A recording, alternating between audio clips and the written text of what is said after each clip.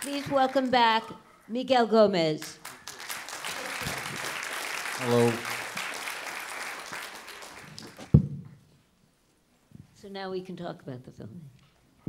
Yeah, I can talk now. One question that I've had since the first time I looked at it, I'm very curious what the original script looked like. And was the voiceover in the second part of the original script, or were those sync sound dialogue scenes did you mean for the sync sound to be heard? I don't have a good memory. It was long ago, but I guess there was a voiceover in the film, and it was supposed in the second part of the film not that the viewer could not hear the dialogues, and that we could hear the sounds of nature and the narration, of course, and the songs too. The original script, you're saying this because actually I threw the script, the original script, into the garbage can because in every film I make, there is always a day when my producer comes to me and he says to me, Miguel, there is no money to do whatever you have written there. So I had this in the script. I remember I had like scenes with elephants, and he said, "Okay, no elephants. We don't have money for elephants." There was like a big wedding scene, so I've chosen a place where as I told you before, there are like 5 white people. White folks there, so it was kind of difficult to have a wedding with 100 people and 1 elephant, because I wanted that the bride and groom would appear sitting on an elephant.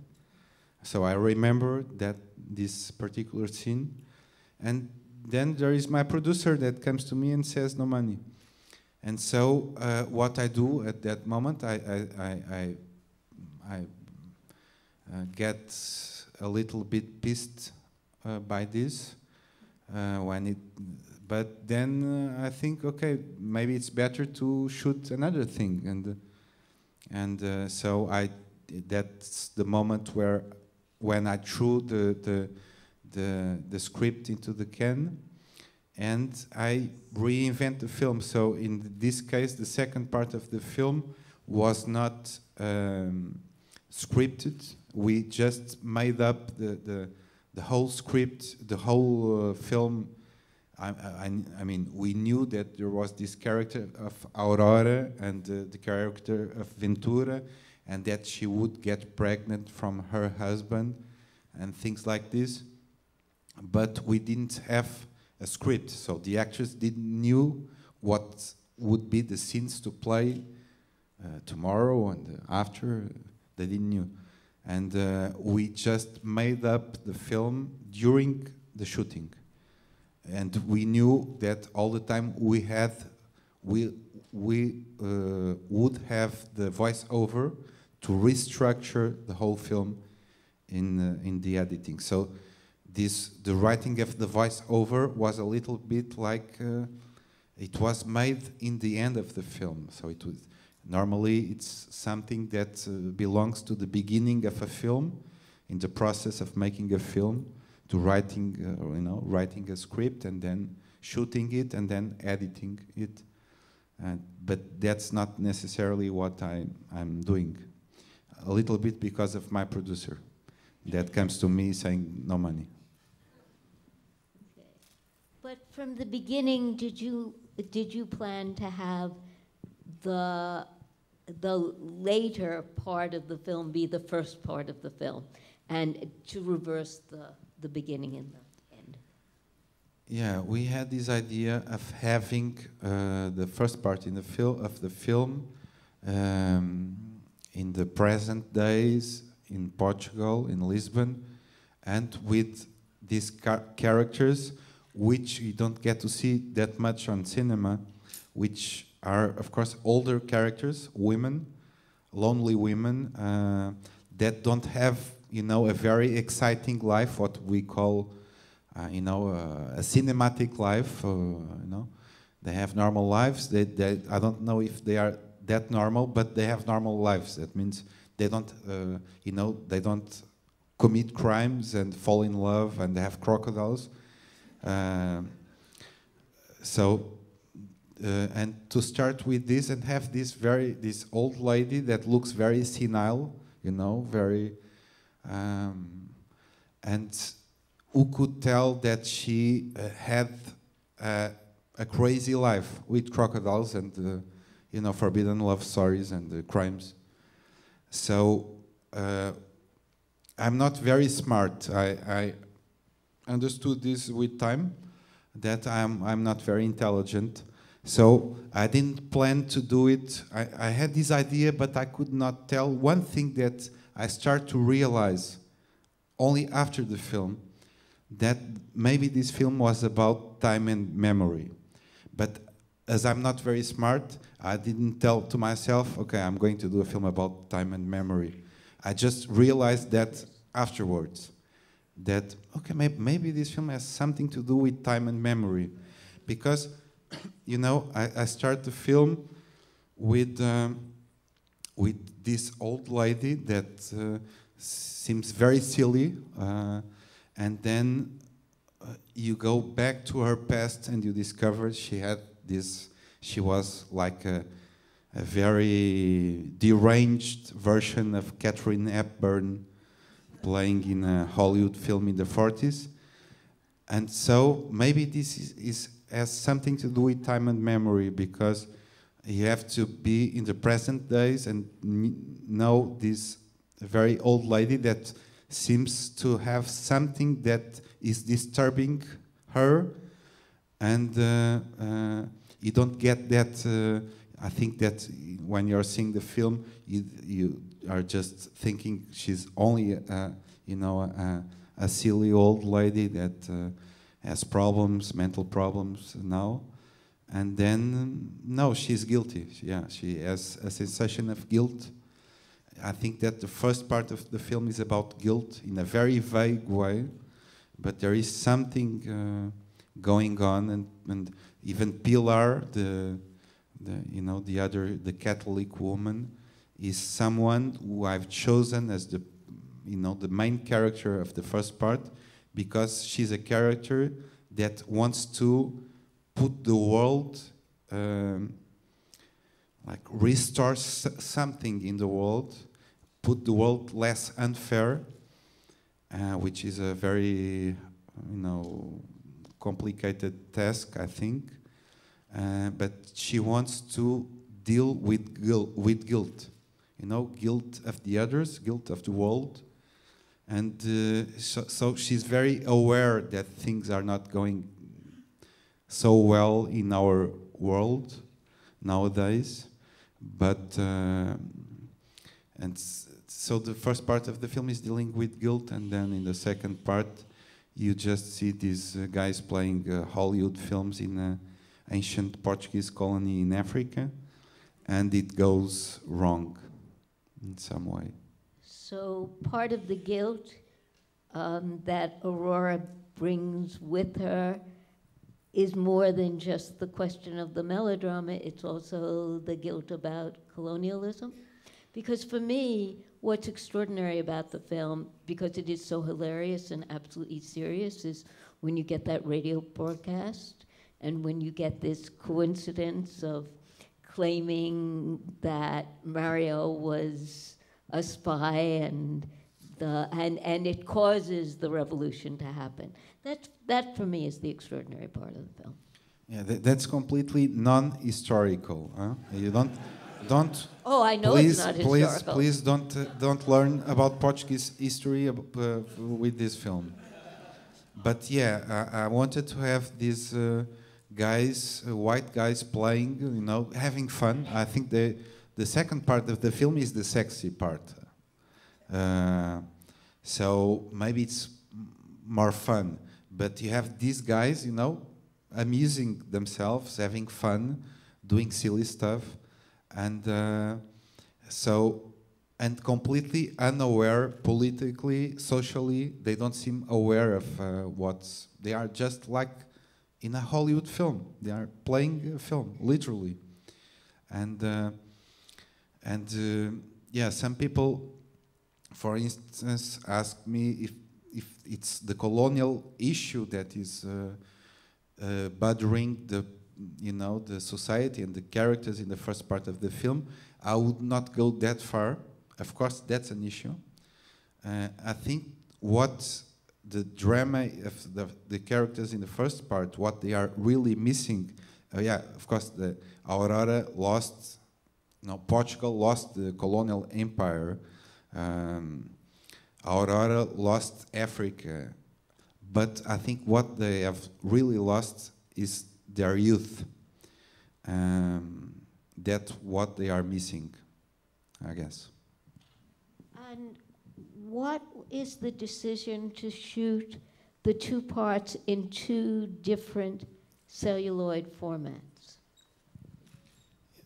Well, the first part, it's 35 millimeters, so it gives, you know, I wanted to really work with this. Lisbon is considered like a, you know, a white town, a very sunny place, and to have a very aged Lisbon and a sad Lisbon, and 35 millimeters is richer than the 16, but 16, which is used in the second part of the film, is more have this kind of dreamy quality in it. So I wanted to have a less defined image in the second part with more grain, but that would be much more, you know, dreamier for this kind of strange flashback. He's telling a story about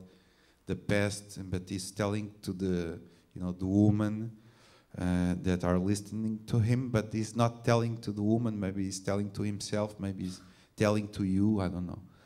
And but so we wanted to have like different kind of images in the film, but always in black and white. When I'm talking about youth, that the characters are missing youth, I think that cinema, in a way, is always, nowadays cinema is also you know, missing the youth of cinema. And so for you, the youth of cinema is the silent black and white period? I think that the youth of cinema will be always the cinema that does not exist anymore. So it can be silent film, of course, but it's also, you know, classical American cinema. That cinema does not exist anymore. No more, you know, John Ford, Howard Hawks films, you know, Mugambo, even Tarzan. You know, Tarzan. I thought about I have, for instance, people that were giving money to us. The difficult ones are always from television, of course. And so I had this television in Germany, and they were putting money in the film, on the film. And they said, okay, but Africa is so beautiful, why do you want to shoot in black and white? And I said to them, well, you know, Tarzan is black and white. And even if it was shot in Los Angeles in the 30s, but that's only a detail. Because I think that the Africa you see here, it's also like it's really Africa. It was shot in Mozambique, but it also comes from the mythology that was built about Africa, from colonialism, but also from cinema, and from American cinema, for instance. I'm curious if you ever saw the avant-garde film Rose Hobart by Joseph Cornell. Sorry, no.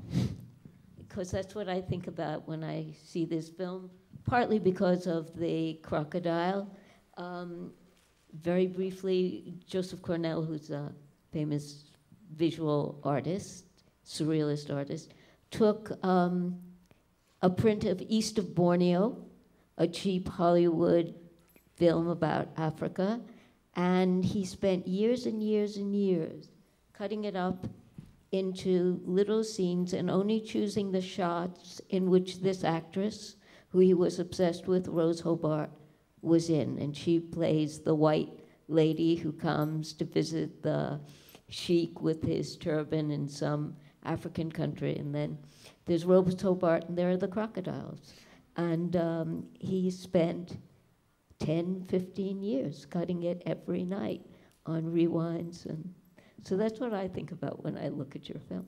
It's an obsession with history through the dream of cinema.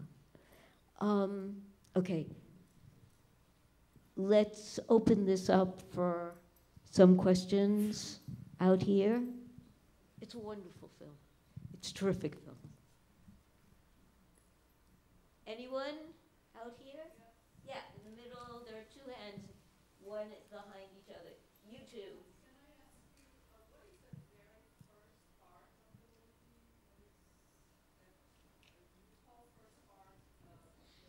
Well, for me, there are only two parts. There is this, the beginning. It's the film that Pilar is seeing in the cinema.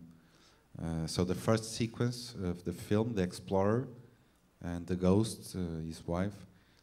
For me, it's the first part of the film.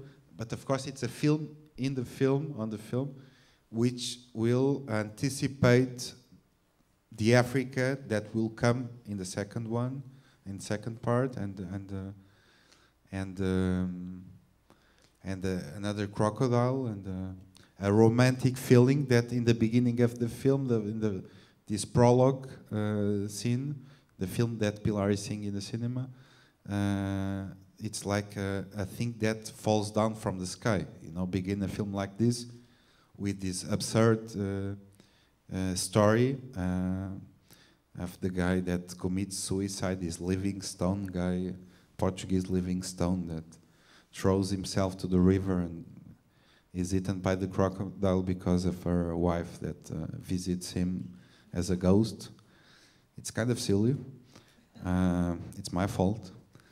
But I thought about beginning the film with this almost absurd romantic mood that I would work during the whole film to try to arrive to the same, to achieve the same feeling, but in a constructed way.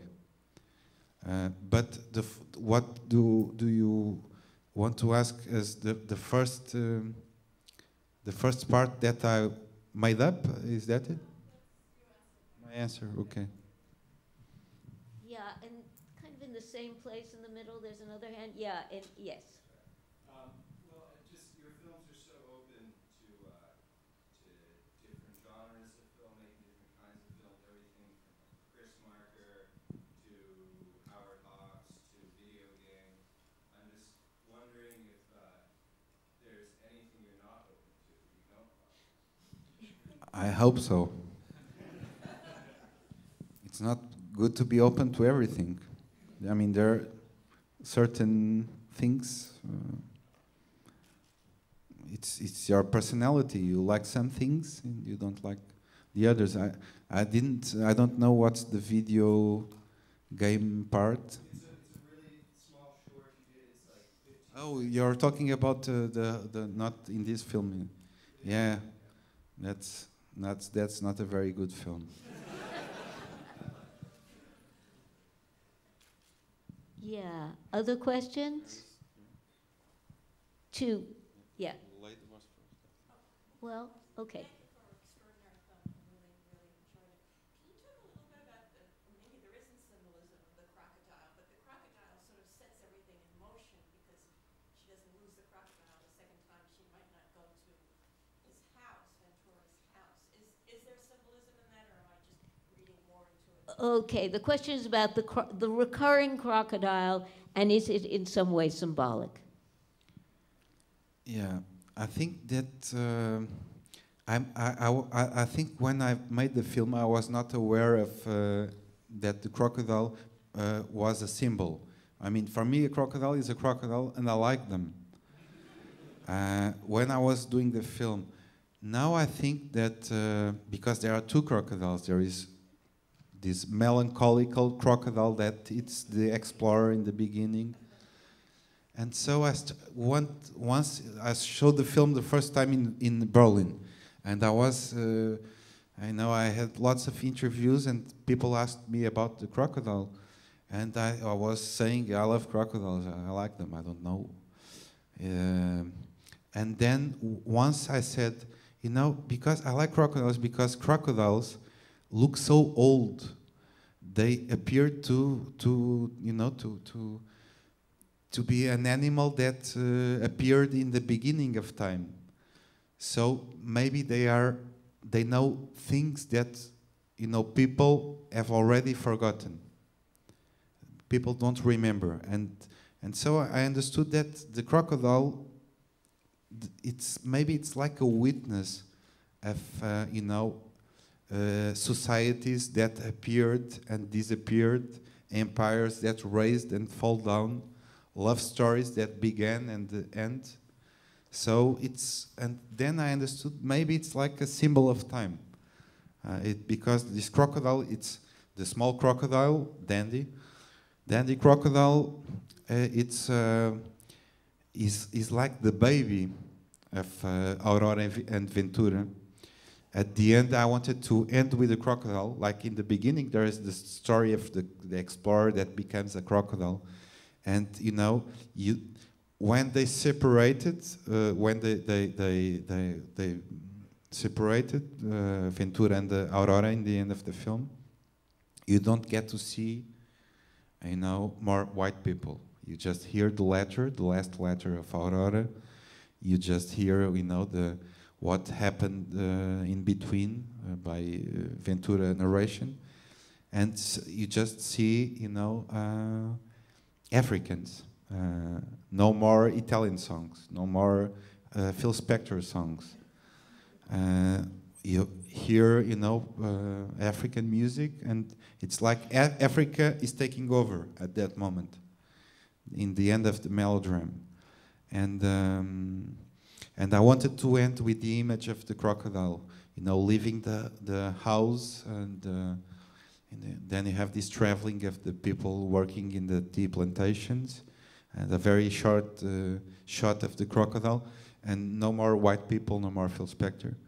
And for me, it's like a ghost story. You know, even you have seen Aurora die. She's dead at that moment of the film. When the second part begins, when you see the young Aurora is already dead. So for me, it's like a ghost story. The second part of the film.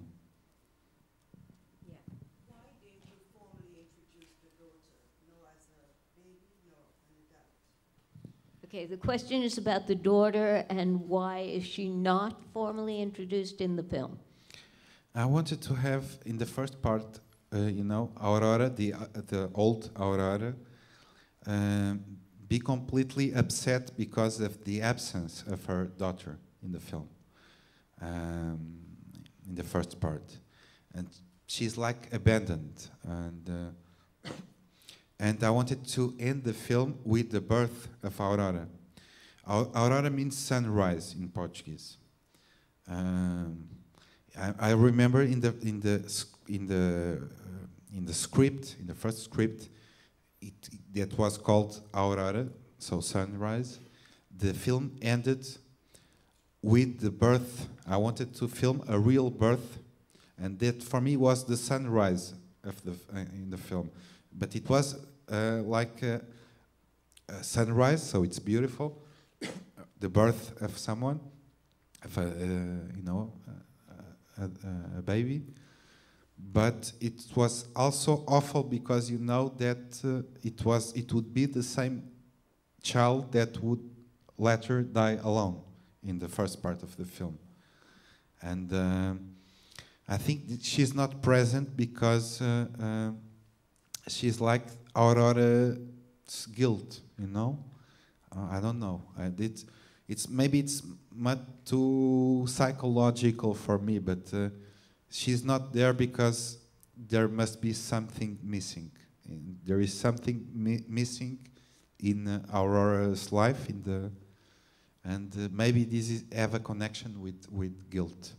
So if the film had been called Sunrise, it still would have been another Murnau title. So now this film with these two Murnau titles.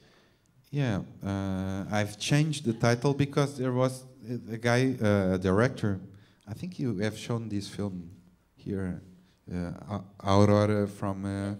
We showed the Romanian film Aurora. Yeah, from a guy called Cristian Puiu, and I said, okay, I was preparing to steal a title from Murnau that made this film like 8 years ago, but I'm not prepared to shoot to steal the title from a guy, a Romanian guy that is made a film 1 year ago. So that's not. So I've changed the title, but I've kept the name of the character because I could not change the name of the character. I was too attached. So it was still Aurora. Right, but since you have two Murnau titles, is there a Murnau connection? Murnau, for me, he represents cinema. And so,